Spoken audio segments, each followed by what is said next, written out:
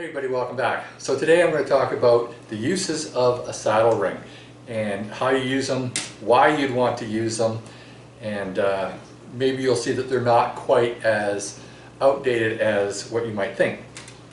So I've installed 5 of these. One on this firearm that I showed the installation on another video. Please check it out if you're interested. And 4 more, 2 on cowboy action guns, which really don't have a purpose other than looks, and 2 on hunting rifles, which you'll find out. We'll talk about the purpose of the saddle ring on those guns and this firearm in just a little bit.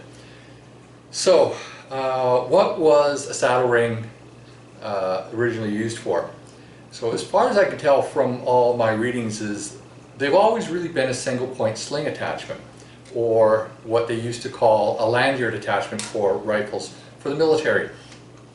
Essentially, mounted rifles would attach this rifle to themselves in some manner, whether it's strung across their back or in the front, so that if they dropped it during a battle or any time while they're riding, it wouldn't hit the ground.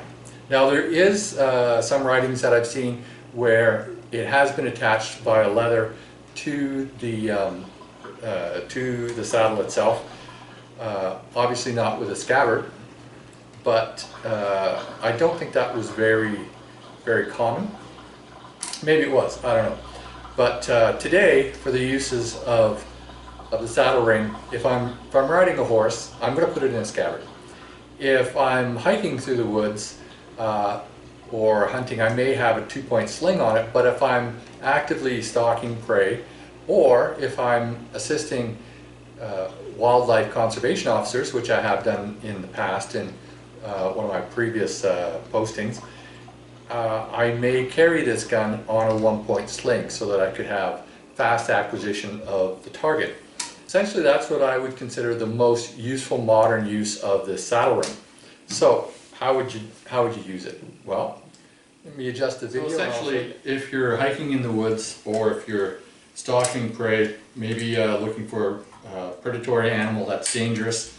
I had to follow wildlife conservation into areas where grizzlies had attacked people and were looking for them. And I would generally be the lethal overwatch for the conservation officers who had tranquilizing guns so that they could relocate the grizzlies.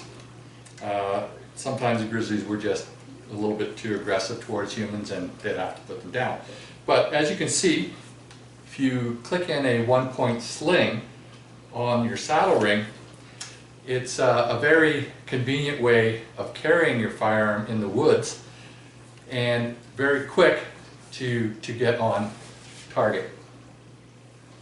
So you don't have to worry about getting your firearm off your shoulder with a 2-point sling. You just bring it up and get it on target.